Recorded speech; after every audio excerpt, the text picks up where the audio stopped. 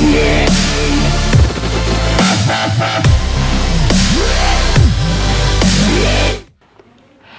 Students, आज का ये जो वीडियो आने वाला है ये class 12 book R D Sharma chapter 5 algebra matrices का लेक्चर 5 का वीडियो आने वाला है। और आज हम एग्जांपल 5 को यहाँ पे डिस्कस करेंगे पेज नंबर 5.5 के। तो चलिए यहाँ पे हम एग्जांपल नंबर 5 को डिस्कस कर लेते हैं। कंस्ट्रक्ट ए 3x2 मैट्रिक्स, यानी कि 3x2 की मैट्रिक्स बनानी है हमें यहाँ, जो कि हम ए से डिनोट करेंगे और उसके एलिमेंट्स है AIJ की फॉर्म में। जनरल फॉर्म यहाँ पे एलिमेंट्स का AIJ है। आगे बोला गया whose elements is given by, यहाँ पे आपका हुज जिसके एलिमेंट्स आपको इस तरीके से दे रखे हैं AIJ equal to e to the power minus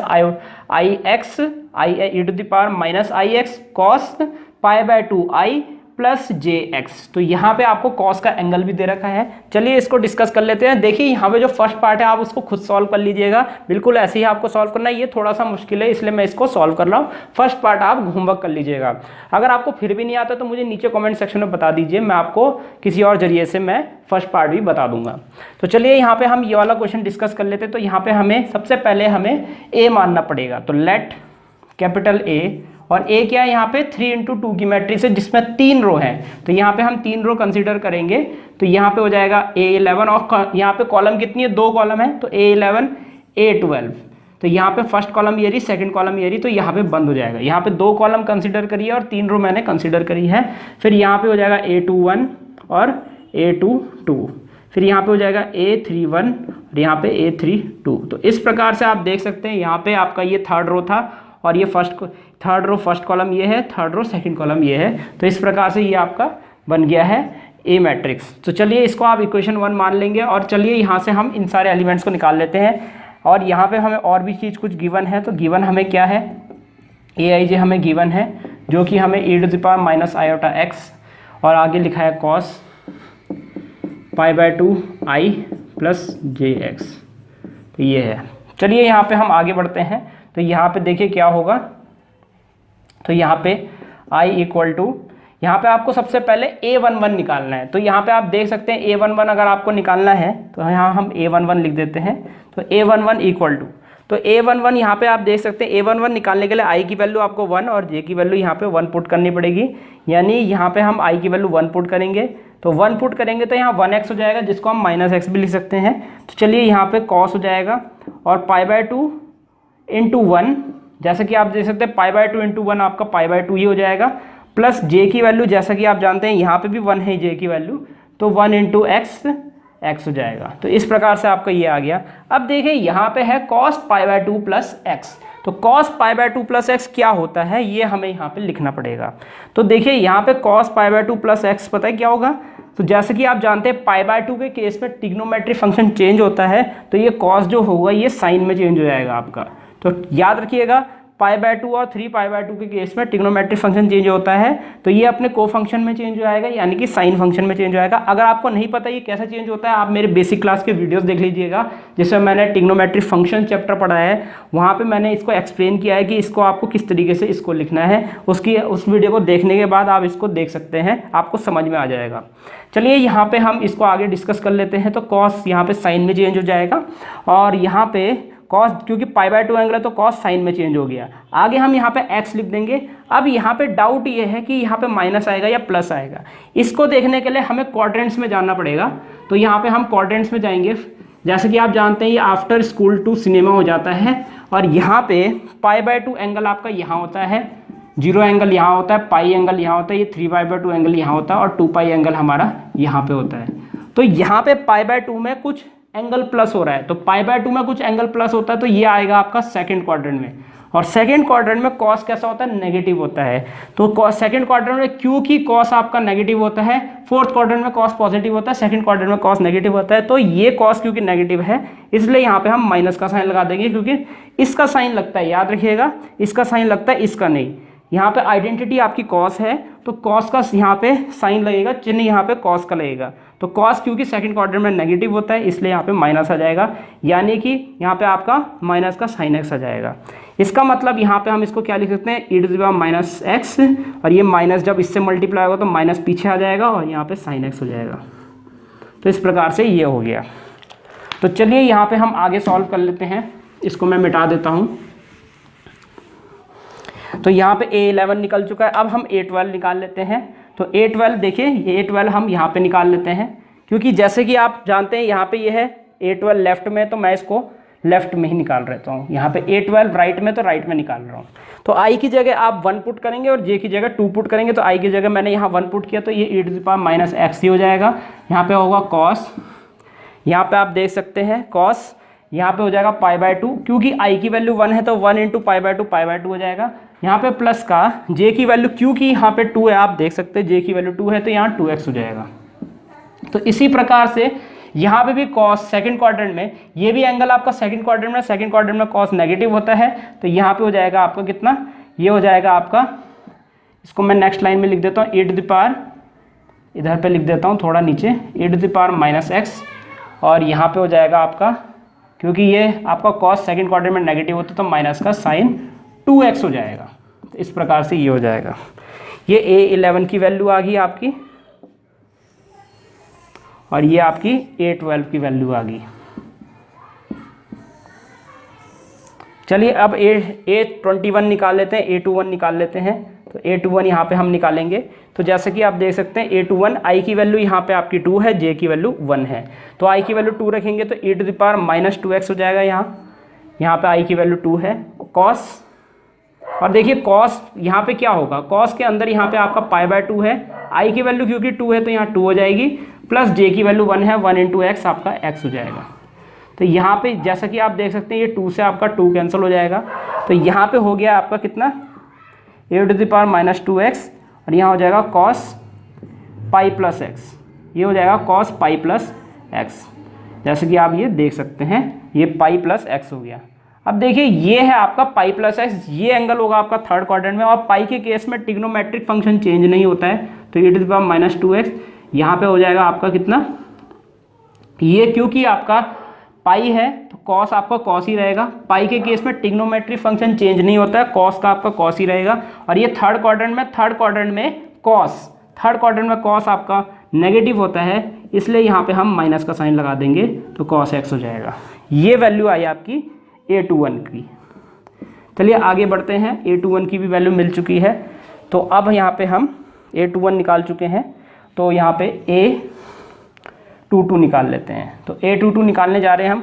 तो देखिए यहाँ पे A22, I की वैल्यू भी 2 और J की वैल्यू भी 2, तो e⁻ यहाँ पे होगा -2x, और यहाँ पे हो जाएगा cos, ये होगा π/2, I की वैल्यू भी आपकी 2 है, प्लस J की वैल्यू भी आपकी 2 है, तो यहाँ 2x हो जाएगा। ये इससे कैंसिल हो गया।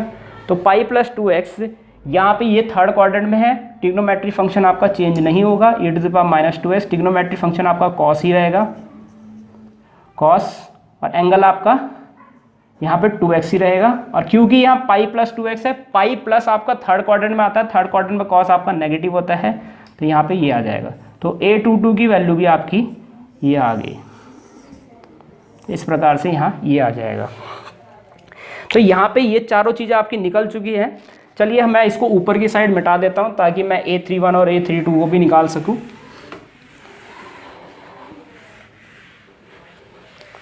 तो यहाँ पे हम अब A31 निकालेंगे। तो A31 मैं यहाँ निकालूंगा और A32 मैं यहाँ निकालूंगा। इसको मैं थोड़ा इधर लिख देता हूँ A32। तो चलिए इस वैल्यू को हम यहाँ पे पुट करेंगे। तो यहाँ पे जैसा कि आप देख सकते हैं I की वैल्यू यहाँ पे आपकी 3 है और J की वैल्यू 1 है, तो I की वैल्यू 3, तो ये हो जाएगा आपका कितना e⁻−3x, क्योंकि I की वैल्यू 3 है। cos यहाँ पे हो जाएगा आपका π/2 इंटू यहाँ पे 3 है, I की वैल्यू 3 है और J की वैल्यू 1 है, तो यहाँ पे 1 × x आपका x हो जाएगा। इसको हम आगे सॉल्व करते हैं। तो यहाँ पे जैसे कि आप देख सकते हैं e⁻−3x, यहाँ पे हो जाएगा cos, ये हो जाएगा 3π/2 प्लस x। अब बस यहाँ से हमें थोड़ा सा और लिखना है। तो A31 की वैल्यू यहाँ से e⁻−3x, और यहाँ पे आप देख सकते हैं 3π/2 प्लस x से ये आपका आएगा 3π/2 आपका नीचे के साइड यहाँ एंगल आता है और उससे प्लस कर रहे हैं तो ये फोर्थ क्वाड्रेंट में आएगा, फोर्थ क्वाड्रेंट में। और क्योंकि यहाँ पे आप देख सकते हैं यहाँ 3π/2 है तो ट्रिग्नोमेट्रिक फंक्शन भी चेंज होगा। ट्रिग्नोमेट्रिक फंक्शन चेंज होगा तो ये हो जाएगा sin x, अब क्योंकि ये एंगल जो है फोर्थ क्वाड्रेंट में, फोर्थ क्वाड्रेंट में आपको कॉस कैसा होता है, पॉजिटिव होता है, तो यहाँ पे प्लस का साइन लगा दीजिए, तो ये आपका A31 की वैल्यू आ गई। चलिए यहाँ पे A32 की भी वैल्यू निकाल लेते हैं। तो यहाँ पे A32 में जैसे कि आप देख सकते हैं आई की वैल्यू आपकी कितनी है, 3 है, आई की वैल्यू आपकी 3 है, जे की वैल्यू 2 है, तो आई की वैल्यू 3 पुट करेंगे तो e⁻³ हो जाएगा। यहाँ पे आ जाएगा आपका cos π/2 इंटू यहाँ पे आपका आई है, आई की वैल्यू आपकी 3 है, तो यहाँ 3 लिखेंगे प्लस, और आगे है जे की वैल्यू आपकी 2 है, तो जे की वैल्यू 2 है तो यहाँ 2x हो जाएगा। चलिए इसको आगे सॉल्व करते हैं, तो e⁻, ये होगा -3x, ये हो जाएगा cos 3π/2 प्लस का 2x, ये आ जाएगा। थोड़ा सा और सॉल्व करना है, ये आ जाएगा A32 e⁻³ अब क्योंकि यहाँ पे आप कह सकते हैं इसमें आपका ट्रिग्नोमेट्रिक फंक्शन चेंज होगा तो sin 2x हो जाएगा, cos से आपका साइन में चेंज हो जाएगा, और ये फोर्थ क्वाड्रेंट में cos पॉजिटिव होता है तो ये प्लस ही रहेगा। ये आपका आ गया A32 की वैल्यू। तो देयरफॉर यहाँ पे हम इसका आंसर लिख देते हैं। देयरफॉर यहाँ पे हम क्या करेंगे, A11 की वैल्यू लिखेंगे सबसे पहले। तो चलिए इन सभी वैल्यूज़ को हम पुट कर देते हैं। तो यहाँ पे सीधा सीधा इन सबको लिख देते हैं यूजिंग इन वन। तो यहाँ पे हम सीधा सीधा इसको लिखने के बाद यहीं पे वैल्यू डाल देते हैं, ये ज़्यादा सेफ रहेगा। तो यहाँ पे हम पहली वैल्यू ये डाल देंगे A11 की, क्योंकि A11 यहाँ है, तो e⁻⁻x और आगे है आपका sin x। A12 की वैल्यू यहाँ पे आप देख सकते हैं, ये है आपका -e⁻⁻x sin 2x।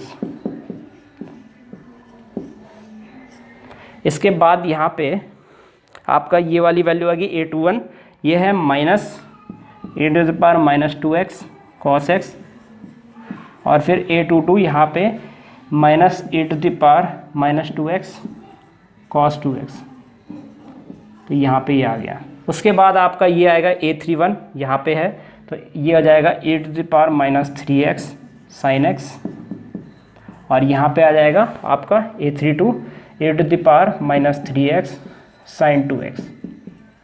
तो ये आपका फाइनल आंसर हो गया इस वाले क्वेश्चन का। तो चलिए मैं इसको मिटा देता हूँ। तो यहाँ पे आपका फाइनल आंसर जो आया है 3/2 मैट्रिक्स का, 3 रो और 2 कॉलम का, वो आपका आंसर ये आया है। ए मैट्रिक्स आपकी ये आई है। तो इस प्रकार हमारा ये वाला क्वेश्चन भी यहीं पर समाप्त होता है।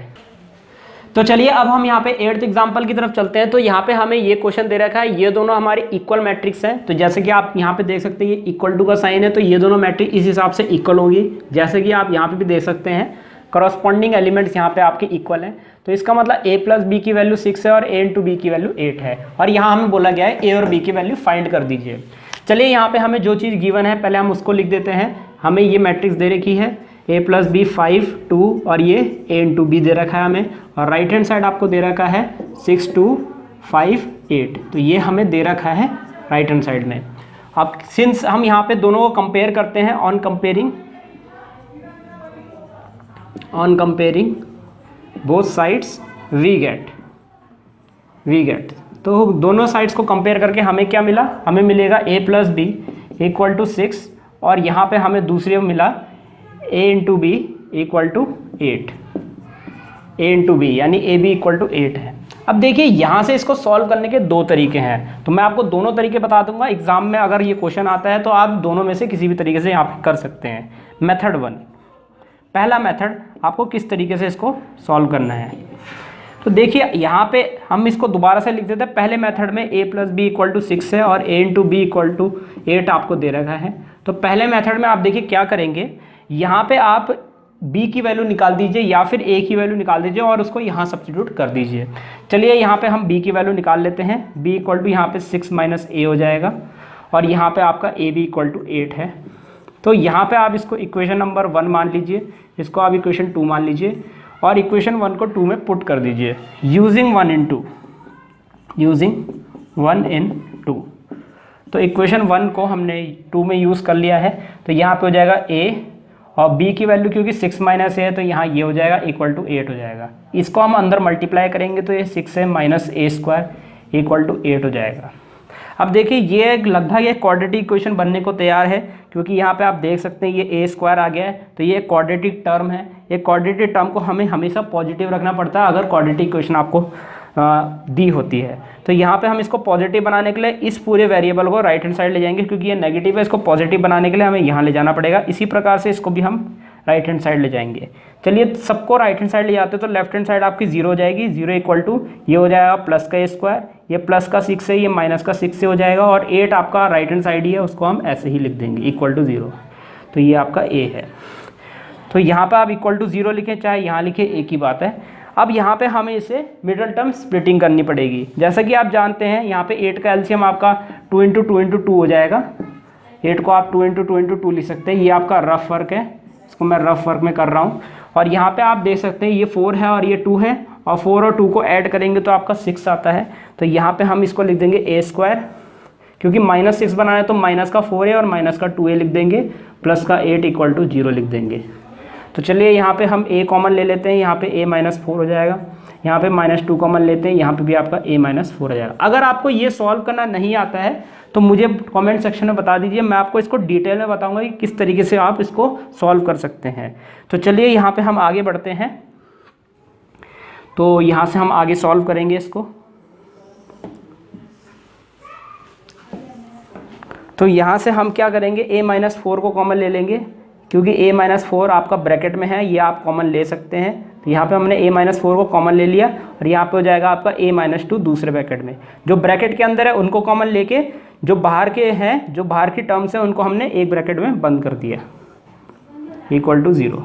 तो इस प्रकार यहाँ से आप कह सकते हैं कि एक बार हम a-4 इक्वल टू 0 लिखेंगे और एक बार a-2 इक्वल टू 0 लिखेंगे, और यहाँ से आपकी a की 2 वैल्यू आएगी 4,2। तो a की वैल्यू यहाँ से 4 आ रही है, यहाँ से 2 आ रही है, यानी कि a की 2 वैल्यू आ रही है 4,2। तो यहाँ पे आप केस फर्स्ट लिखेंगे, case first, if a equal to 4। अगर a की वैल्यू 4 होगी तो b की वैल्यू यहाँ पे देखिए क्या होगी, then b equal to 6 minus a, यानी कि b equal to 6 minus 4 equal to 2। Therefore यहाँ पे आपका आंसर आएगा a equal to 4, b equal to 2। तो ये आपका पहला आंसर हो जाएगा। और केस सेकंड, यहाँ पे अगर इफ़ a इक्वल टू आप 2 लेते हैं, यदि आप a की वैल्यू 2 लेते हैं, देन आप देख सकते हैं b आपका 6 माइनस 2 हो जाएगा। a की वैल्यू हमने 2 रख दी है, b इक्वल टू आपका 4 आ जाएगा। तो a की वैल्यू अगर 2 होगी तो b की वैल्यू आप क्या करेंगे, 4 मान लेंगे। Therefore if a equal to 4, a equal to 2, then b equal to 4। तो ये भी आपका आंसर हो जाएगा फाइनल। तो यहाँ पे आपका जो फाइनल आंसर होगा, तो देयरफॉर हम यहाँ लिखेंगे कॉमा करके either a equal to 4 and b equal to 2, और a equal to 2 and b equal to 4, ये हो जाएगा। तो इस प्रकार यहाँ पे ये ख़त्म हो गया है। यहाँ पे आप देख सकते हैं ये सॉल्व हो गया पूरा का पूरा, और ये आपका आंसर आ गया है। तो चलिए यहाँ पे अब ये क्वेश्चन आपका सॉल्व होता है। अब मैं इसको आपको दूसरे मेथड से भी बता देता हूँ। तो यहाँ पे दूसरा मेथड देखिए क्या होगा। यहाँ पे मैं, आप उम्मीद है आपने उतार लिया होगा, मैं यहाँ पे मेथड 2 लिख देता हूँ। तो मेथड 2 में आपको करना क्या है, वो इससे ईजी होगा थोड़ा। तो यहाँ पे आपको मेथड 2 में क्या करना है, यहाँ पे आपको सब्स्टिट्यूशन मेथड बिल्कुल सॉल्व नहीं करना है। सब्स्टिट्यूशन मेथड से नहीं करना है सॉल्व, आप यहाँ पे एलिमिनेशन मेथड लाएंगे। लेकिन एलिमिनेशन मेथड लगाने के लिए तो हमें अलग तरीके से सॉल्व करना होगा यहाँ पे। तो यहाँ पे हमें इसको सॉल्व करने के लिए एक आपको फॉर्मूला यहाँ पे याद होना चाहिए। तो यहाँ पे फॉर्मूला कौन सा याद होना चाहिए, वो फॉर्मूला है वी नो दैट यहाँ पे होगा a माइनस बी का whole square equal to a plus B का होल स्क्वायर, और यहाँ पे माइनस प्लस, तो यहाँ पे आएगा माइनस का 4ab। ये फॉर्मूला आपको याद होना चाहिए।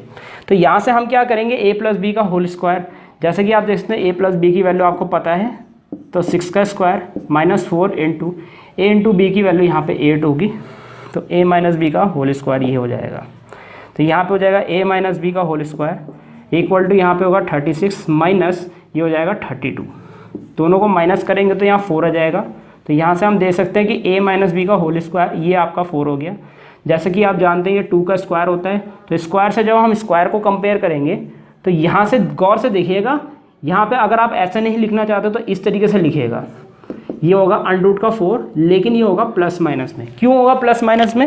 क्योंकि यहाँ पे देख सकते हैं यहाँ पावर कितनी है, 2 है, तो यहाँ पे a माइनस बी की 2 वैल्यू निकलेगी। जितनी पावर होती है उतनी वैल्यूज निकलती है, तो a माइनस बी की यहाँ 2 वैल्यू मिलेगी और ये आपकी वैल्यूज आएगी a minus B equal to plus minus 2। तो यहाँ पे आपका a minus B plus minus 2 आ गया। तो यहाँ पे आप 2 केस लेंगे, तो 2 केस कौन कौन से होंगे? केस फर्स्ट यहाँ पे क्या होगा? If a minus B equal to plus का 2। एक बार आप a माइनस बी प्लस का 2 लेके देखेंगे, तो यहाँ पे आप एक बार a प्लस बी और a माइनस बी को यहाँ पे आपस में सॉल्व करेंगे। देन यहाँ पे a plus B equal to आपका 6 है और a minus B equal to आपका 2 है। तो यहाँ पे हम एलिमिनेशन मेथड लाएंगे, b में से b कैंसिल हो जाएगा, हम इनको ऐड कर रहे हैं तो b में से b कैंसिल, ये ऐड हो गया तो ये 2a हो जाएगा और ये ऐड होंगे तो ये 8 हो जाएगा। तो a की वैल्यू यहाँ पे आपकी 4 आ गई। अब क्योंकि a की वैल्यू 4 है तो a प्लस बी अगर आपका 6 है तो यहाँ पे 4 प्लस बी इक्वल टू आपका 6 हो जाएगा और b की वैल्यू यहाँ से आपकी 6 माइनस 4 यानी कि b की वैल्यू आपकी 2 आ जाएगी, ये आ जाएगा। तो ये आपका पहला केस आ चुका है। पहले केस में आपका a की वैल्यू 4 है, b की वैल्यू 2 है। और केस सेकंड में हम क्या करेंगे? केस सेकंड में हम if a minus B equal to -2 लेंगे। अगर a माइनस बी हम क्या लेते हैं? -2 लेते हैं। तो यहाँ पे देन क्योंकि a प्लस बी की वैल्यू हमारी 6 है तो a plus B equal to 6 और a minus B equal to आपका -2 है। तो यहाँ पे भी हम इनको ऐड कर देंगे, ऐड करेंगे तो b कैंसिल हो जाएगा, a प्लस a ऐड होगा तो 2a हो जाएगा और 6 में से 2 गया यहाँ 4 हो जाएगा। तो a की वैल्यू यहाँ पे आपकी 2 आ गई। और क्योंकि हम जानते हैं a प्लस बी हमारा क्योंकि 6 है और यहाँ पे a की वैल्यू 2 है तो 2 प्लस बी इक्वल टू 6 हो जाएगा। b इक्वल टू आपका यहाँ पे 6 माइनस 2 हो जाएगा जो कि यहाँ पे 4 आ गया। तो b की वैल्यू यहाँ पे आपकी 4 आ गई। तो देयरफॉर आइदर यहाँ पे हम लिखेंगे आइदर a इक्वल टू 4, यहाँ पे हम लिख देते हैं आइदर a इक्वल टू 4 और b equal to 2, a equal to 4 and comma b equal to 2। और यहाँ पे मैं इसको थोड़ा सा इस तरीके से मिटा देता हूँ। आइदर ये होगा आपका आंसर और यहाँ पे आप a equal to 2 comma b equal to 4। तो ये आपका फाइनल आंसर हो जाएगा। इसको आप इक्वल टू मान लीजिए, ये क्योंकि अभी जगह नहीं है मेरे पास तो यहाँ पे हम b इक्वल टू 4 लिख सकते हैं। तो ये आपके फाइनल आंसर हो जाएंगे। तो ये बेस्ट तरीका है वैसे सॉल्व करने का। एक बार आपको फॉर्मूला लगाना है, उसके बाद आप एलिमिनेशन मेथड से जल्दी सॉल्व कर सकते हैं। तो इस प्रकार हमारा एग्जाम्पल नंबर 8 भी यहीं पर समाप्त होता है। तो स्टूडेंट्स इस प्रकार ये वीडियो यहीं पर समाप्त होता है। उम्मीद है आपको वीडियो समझ आया होगा। इसके नेक्स्ट वीडियो में हम आगे के एग्जांपल्स डिस्कस करेंगे। इस वीडियो को देखने के आपका बहुत बहुत धन्यवाद। अगर आपको वीडियो समझ आया तो आप इस वीडियो को लाइक ज़रूर कर दीजिएगा और अपने दोस्तों को इसको शेयर जरूर कर दीजिएगा और इस चैनल को सब्सक्राइब भी ज़रूर कर दीजिएगा क्योंकि मैं आगे भी इसी तरीके की वीडियोज़ आपके लिए लाता रहूँगा।